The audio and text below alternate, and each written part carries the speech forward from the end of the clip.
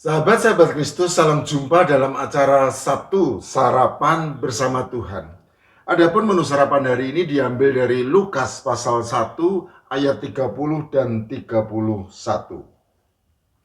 Kata malaikat itu kepadanya, "Jangan takut, hai Maria, sebab engkau beroleh kasih karunia di hadapan Allah. Sesungguhnya engkau akan mengandung dan akan melahirkan seorang anak laki-laki, dan hendaklah engkau menamai dia Yesus."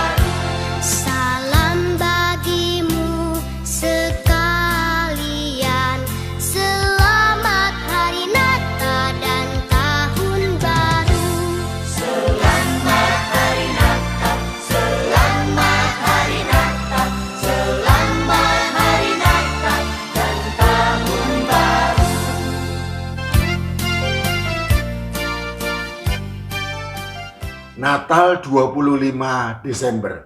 Benarkah Yesus lahir pada tanggal 25 Desember? Tidak ada seorang pun yang tahu. Tetapi begitulah yang diyakini oleh orang-orang Kristen di sepanjang zaman. Dan itulah sebabnya Natal dirayakan setiap tanggal 25 Desember. Julius Africanus, sejarawan Kristen sekitar tahun 180 sampai 250 Masehi, menyatakan bahwa Yesus dilahirkan pada tanggal 25 Desember. Hal ini didasarkan pada keyakinan teologis yang dikenal sebagai Komputus atau perhitungan inkarnasi, bahwa karya keselamatan dimulai dan diakhiri pada tanggal yang sama untuk menunjukkan kesinambungan karya penebusan Yesus. Oleh karena itu, apabila hari penyaliban Yesus diyakini terjadi pada tanggal 25 Maret, maka kabar kasih karunia malaikat Tuhan kepada perawan Maria, Lukas pasal 1 ayat 30 dan 31, pasti terjadi juga pada tanggal yang sama. Sehingga dengan demikian, maka kelahiran Yesus akan terjadi 9 bulan kemudian, yaitu tanggal 25 Desember. Pandangan Julius Africanus ini sebelumnya juga sudah diyakini dan dinyatakan oleh para bapak gereja yang hidup dan melayani di abad-abad awal, yaitu oleh Irenaeus, uskup Lyon Perancis, sekitar tahun 120 sampai 200 Masehi.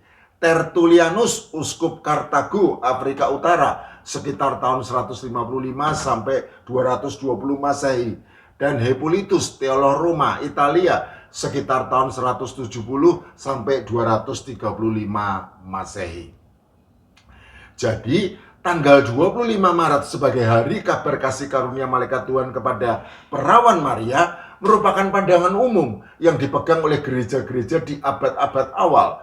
Dan berpijak pada penetapan tanggal konsepsi inkarnasi inilah kemudian ditentukan hari Natal atau hari kelahiran Yesus pada tanggal 25 Desember.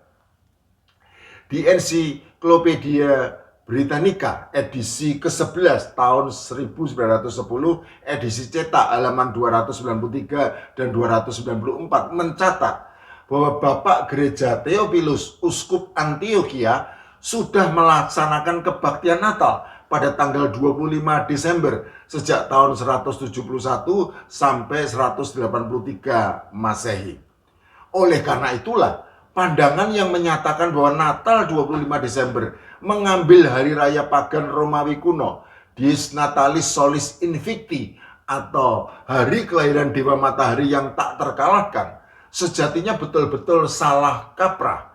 Karena bagaimana mungkin perayaan Natal 25 Desember yang sudah ada lebih dulu sejak tahun 171 Masehi dianggap mengambil alih hari raya pagan yang muncul kemudian tahun 274 Masehi setelah ditetapkan secara resmi oleh Kaisar Aurelius.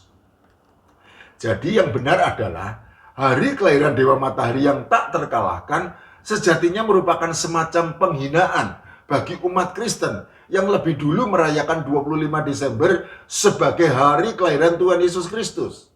Penghinaan yang sama juga terjadi pada masa kini di Indonesia pada saat orang-orang mabuk agama yang intoleran menetapkan tanggal 25 Desember yang lebih dulu identik dengan hari Natal sebagai hari mualaf sedunia. Mari kita saksikan bersama cuplikan video dari orang-orang mabuk agama yang intoleran tersebut. Saya mengapresiasi apa yang diupayakan oleh kawan-kawan untuk menjadikan tanggal 25 Desember adalah hari mualaf dunia. Mudah-mudahan apa yang kita inginkan agar pada tanggal 25 Desember itu menjadi banyaknya orang-orang non-muslim yang berduyun-duyun mempelajari Islam sesuai dengan apa yang ada di dalam Al-Quran, hadis, serta juga pendapat para ulama salaf Ahlussunnah wal Jamaah. Sekali lagi saya mengapresiasi, bravo kepada semua aktivis muslim yang akan menjadikan tanggal 25 Desember hari mualaf sedunia.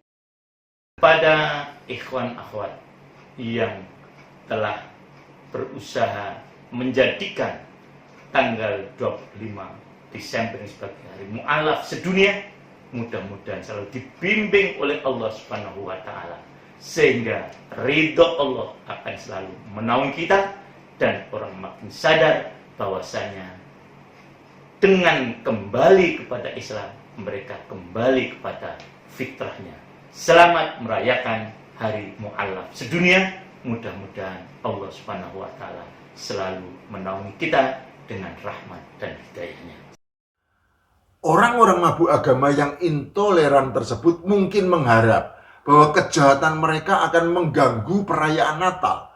Tetapi tentu harapan mereka sia-sia belaka. Karena sebagai orang-orang Kristen, kita memiliki sukacita yang tidak tergantung keadaan. Sejatinya sukacita kita merupakan sukacita surgawi yang bernilai kekal. Karena bersumber pada iman percaya kepada Tuhan Yesus Kristus.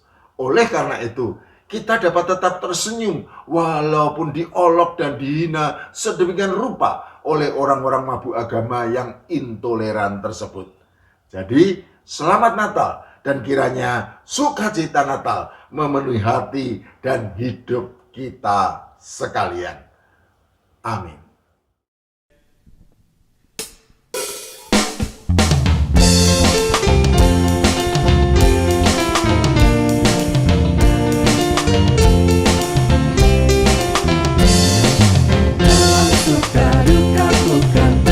Tersenyum, diolok dihina bukan tetap tersenyum, karena ku tahu Tuhanku Yesus sertaku. Apapun terjadi bukan tetap tersenyum. Dalam suka duka bukan tetap tersenyum, diolok dihina bukan tetap tersenyum, karena ku tahu Tuhanku Yesus sertaku. Apapun terjadi bukan tetap tersenyum. Dalam suka duka bukan tetap tersenyum, diolok dihina bukan tetap tersenyum, karena ku tahu Tuhanku Yesus sertaku. Apapun terjadi bukan tetap tersenyum. Apapun terjadi bukan tetap tersenyum.